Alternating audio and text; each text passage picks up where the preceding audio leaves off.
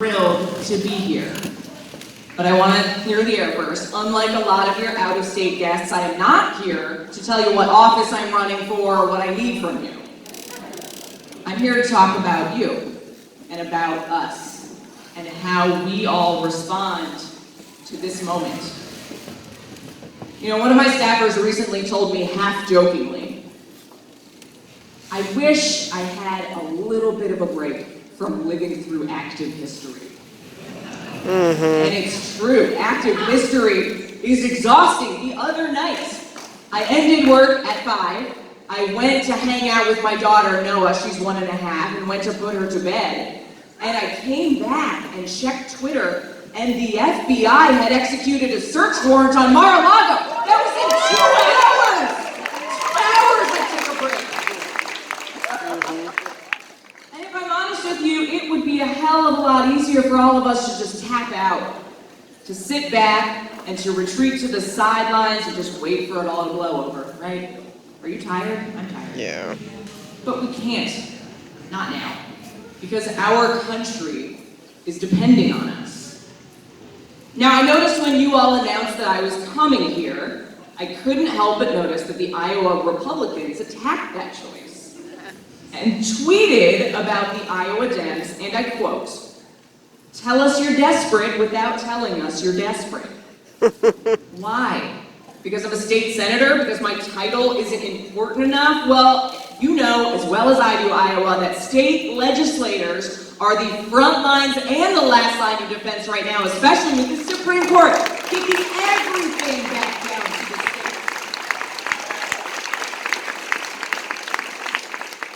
And then on top of that, last week, President Biden visited Kentucky in the wake of devastating flooding to work with the governor and ensure Kentucky receives the aid that they will need to recover. He was there to listen, to learn, and to connect.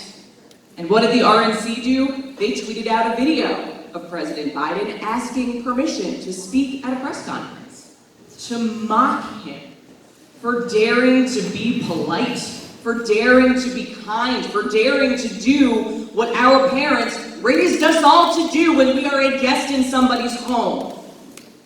The entire strategy of today's GOP is to strip away your freedoms.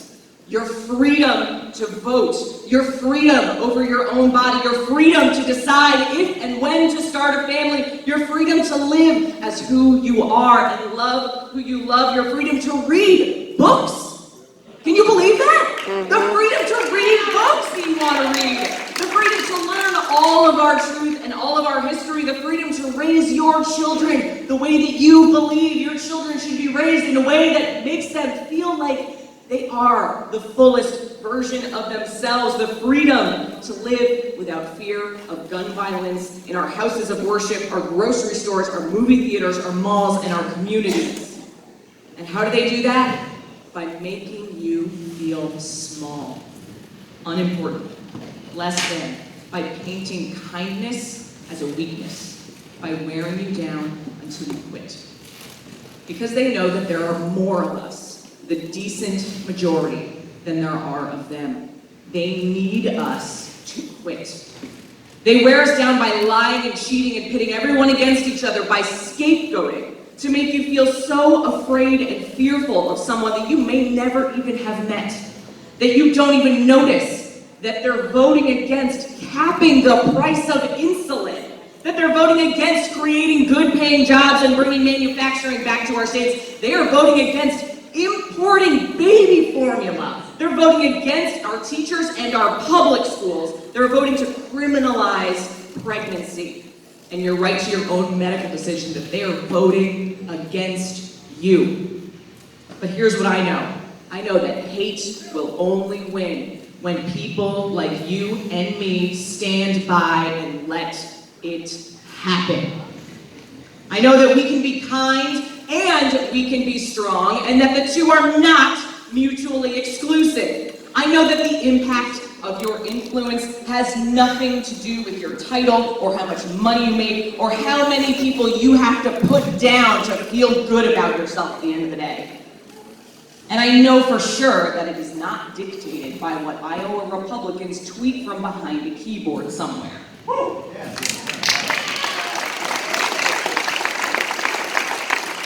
know that it is about you and your everyday. It is about how you interact with people, because people won't remember any of that nonsense, but they will remember how we made them feel every single day.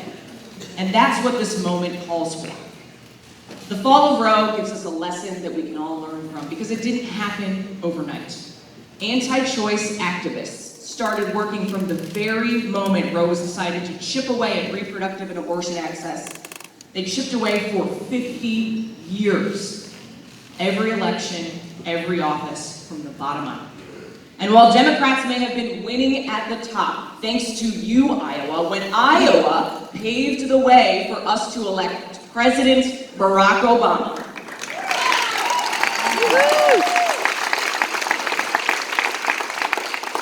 While that was happening, we were losing down ballot. We lost over 1,000 state legislature seats starting in 2009. Can you believe that? 1,000. Republicans capitalized in 2010, gerrymandering the maps, taking over state legislatures, and passing horrific, barbaric laws out of state after state after state, intentionally designed to be challenged up to this conservative Supreme Court by rigging the system to dominate state houses and silence people's votes. Well, Iowa, I'm here to tell you that we may be down, but I sure as hell know that we are not out. Am I right? It will not be solved by one single victory at the top. There is no singular U.S. Senate seat that will shake things back to normal, although if there is one state that I'm pretty sure is ready for a new U.S. Senator, it's Iowa.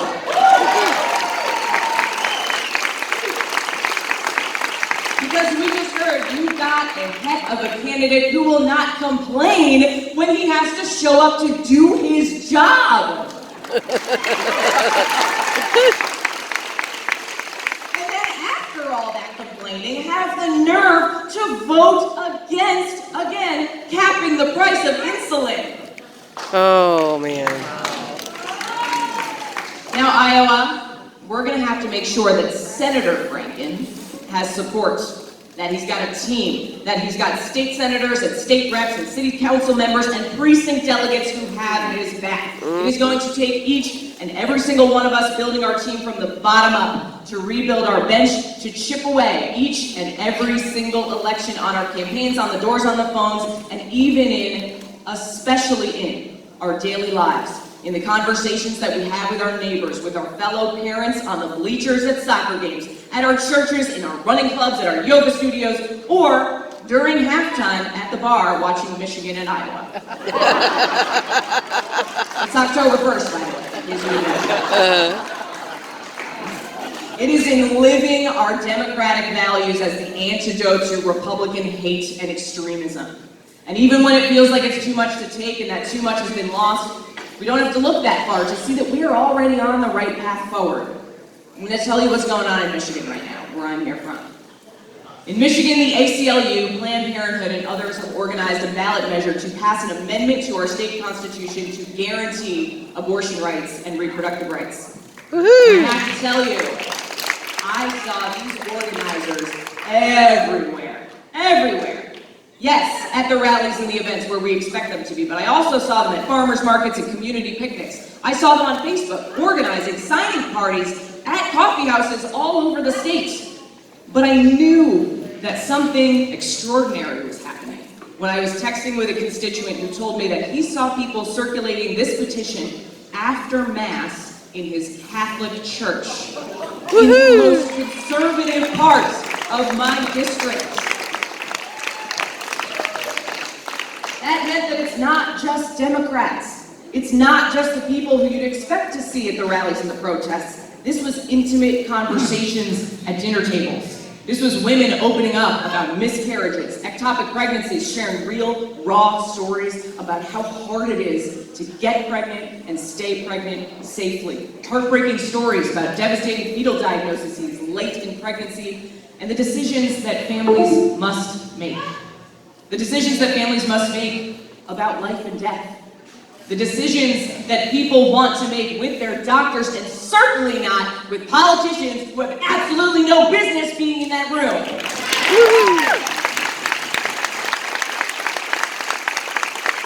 Now, Michigan state law requires about 425,000 signatures for a constitutional amendment to get on our ballots. Our organizers turned in 750,000. They turned in the most signatures for any ballot measure on any issue in state history. My friends, this issue was more popular than weed. Wow. And if that wasn't enough, Kansas!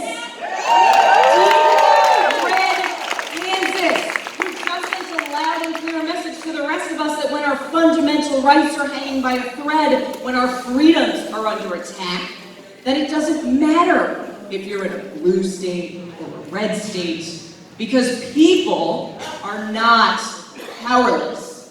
We are not powerless. And if these recent victories show me anything, Iowa, it's that Democrats are on the right side of these issues.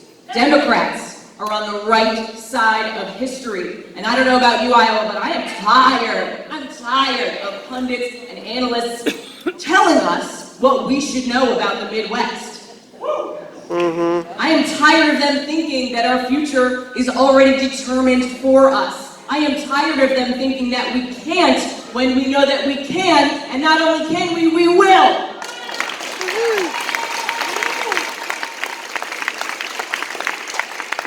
Democrats know that we don't have to tear people down to lift each other up. Is that right? Yes. Because Democrats don't want to write you off. We want to welcome you in. It is time that we remember just how powerful we are, and what gives me hope tonight is that all of you showed up. You're here. You know that this matters. You're doing the work. And you're still here with me many hours later, which I appreciate. You are opening the door to welcome people in when they realize that their freedoms are under attack, because I feel that shift that was talked about. I feel it in Michigan. I know a lot of you may have gotten to know me very recently from a speech that I gave in the wake of being called a groomer and pedophile. And you might assume that I must have come from a safe Democratic district to be able to speak the way that I did, but I flipped a Republican district when I ran for the first time in 2018. I represent Mitt Romney's hometown.